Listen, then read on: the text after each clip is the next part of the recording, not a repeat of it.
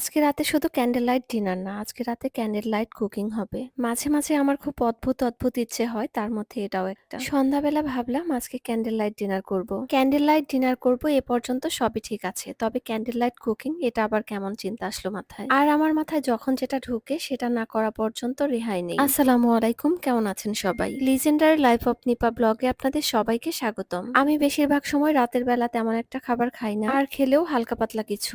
আমার আজকে রাতের ক্যান্ডেল লাইট ডিনারের স্পেশাল আইটেম হচ্ছে রামেন। রামেন তো আমরা কম বেশি অনেকেই রান্না করি, তবে এইভাবে রান্না করলে খুবই ভালো হয়। একটা রেস্টুরেন্টে রামেন খাওয়ার পর আমার অনেক ভালো লেগেছিল, সেখান থেকে রেসিপিটি কালেক্ট করেছিলাম। এই রামেন রান্নার বিশেষত্ব হচ্ছে রামেন গুলো দুধ দিয়ে সিদ্ধ করতে হবে। আমি আগে থেকেই জাল দিয়ে রাখা ঘন দুধ দিয়ে দিলাম। দুধটা এমন ভাবে দিতে হবে যেন সিদ্ধ হবার পরেও গ্রেভি থেকে যায়। আর বাকি সবকিছু আমরা সাধারণত যেভাবে রান্না করি সেভাবেই করতে হবে। ক্যান্ডেলের আলোতে রান্না করতে কি যে ভালো লাগছিল বলে বোঝাতে পারবো না। আমার কাছে মনে হচ্ছিল আমি জ্যোৎস্না রাতের আলোতে বসে রান্না করছি। শহরে কিন্তু তেমন একটা খেয়ালই করা হয় না কবে জ্যোৎস্নার আলো পড়ে আর কবে অমাবস্যা, কিন্তু গ্রামে থাকলে কোন দিন অমাবস্যা কোন দিন পূর্ণিমা সবকিছু সুন্দরভাবে বোঝা যায়। বাড়ির উঠোনে জ্যোৎস্নার আলো পড়ে গাছের পাতাগুলো চিকচিক করে ওঠে, আর উঠানে যদি কোনো সাদা ফুলের গাছ থাকে সেই সাদা ফুলগুলো আরো বেশি সাদা লাগে দেখতে।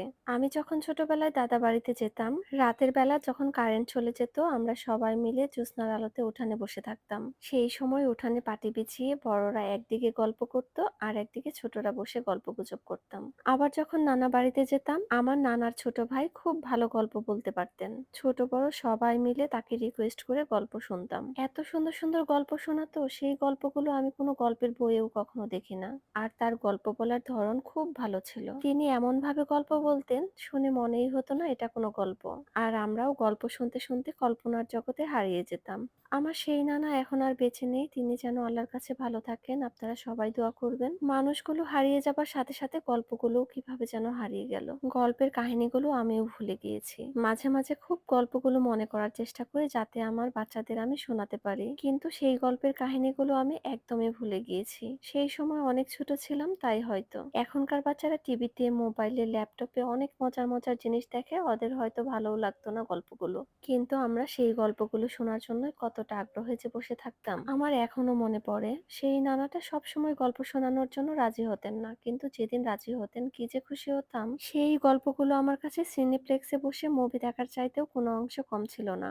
আমার ছোটবেলার গল্প বলতে বলতে আমার রান্না কিন্তু কমপ্লিট হয়ে গিয়েছে। এই রামেন রান্নার আরেকটা বৈশিষ্ট্য হলো অনেক বেশি চিজ দিতে হবে। বাসায় আমি যেদিন থেকে এই রামেনটা রান্না করেছি সেদিন থেকে আমার রেস্টুরেন্টের রামেন আর ভালো লাগে না। সবাই একবার হলেও ট্রাই করবেন, আশা করি অনেক ভালো লাগবে। সবার জন্য অনেক শুভকামনা রইলো, ভালো থাকবেন, আল্লাহ হাফেজ।